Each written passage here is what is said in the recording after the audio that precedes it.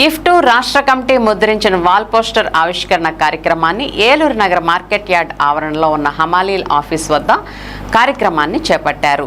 ఈ కార్యక్రమాన్ని ఉద్దేశించి ఇఫ్టు అనుబంధ ఏలూరు మార్కెట్ యార్డ్ హమాలీ వర్కర్స్ యూనియన్ సెక్రటరీ ఎర్రా శ్రీనివాసరావు మాట్లాడుతూ కార్మిక హక్కులు హరించే 4 లేబర్ కోడ్లను రద్దు చేయాలని, హమాలీ కార్మికులకు ఉపాధి భద్రతతో కూడిన చట్టం చేయాలని, కార్మికులు పనిచేసే ప్రదేశాల్లో ప్రమాదాలను అరికట్టాలని, 8 గంటల పని దినాలను కొనసాగించాలని, కాంట్రాక్టర్స్ ఇన్ కార్మికులను పర్మనెంట్ చేయాలని కోరుతూ 140వ మేడే కార్యక్రమాన్ని కార్మిక వర్గం విజయవంతంగా జరుపుకోవాలని పిలుపునిచ్చారు. కేంద్రంలో బీజేపీ సర్కారు అనుసరిస్తున్న కార్మిక వ్యతిరేక విధానాలకు దీటుగా ఉద్యమాలను మరింత తీవ్రతరం చేయాలని కార్మికులకు తెలియజేశారు.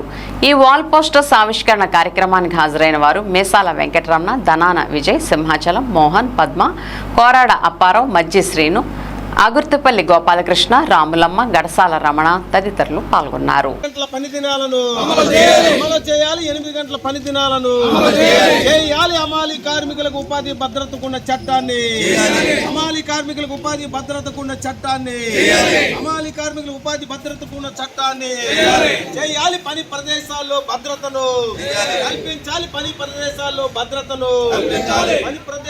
భద్రతను చేయాలి. హమాలీ కార్మికులు ESIPF లాంటి చట్టబద్ధమైన సౌకర్యాలు జిందాబాద్ జిందాబాద్ జిందాబాద్ జిందాబాద్ జయప్రదం చేయండి మేడే కార్యక్రమాలను 140వ మేడే కార్యక్రమాలను వర్ధిల్లాలి కార్మికుల ఐక్యత, వర్ధిల్లాలి హమాలీ కార్మికుల ఐక్యత.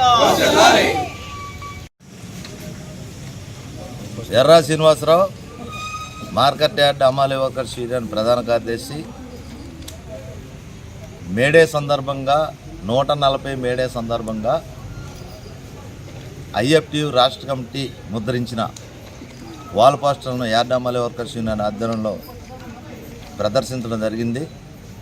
ఈ 140వ మేడని జయప్రదం చేయాలని చెప్పి, అలాగే 4 లేబర్ కోడ్లు కార్మికులకు నష్టపరిచే 4 లేబర్ కోడ్లు రద్దు చేయాలని చెప్పి, హమాలీ కార్మికులకు సంక్షేమ బోర్డుని ఏర్పాటు చేయాలని చెప్పి, 8 గంటల పనిదినాన్ని కొనసాగించాలని చెప్పి, ఏదైతే పాత చట్టాలు రద్దు చేసి కొత్త 4 లేబర్ కోడ్లు రద్దు చేయాలని చెప్పి జరిగే కేంద్ర ప్రభుత్వం తీసుకొచ్చే నిర్ణయాన్ని వ్యతిరేకిస్తూ ఈ 140 మేడే దీక్షా దినాన్ని, కార్మికుల దీక్షా దినాన్ని అందిపుచ్చుకొని ఈ కార్యక్రమాలన్నీ జయప్రదం చేయాలని చెప్పి కష్టజీవులు, కార్మిక వర్గం అందరూ కూడా మేడేని కార్యక్రమం జయప్రదం చేయాలని చెప్పి విజ్ఞప్తి చేస్తాం.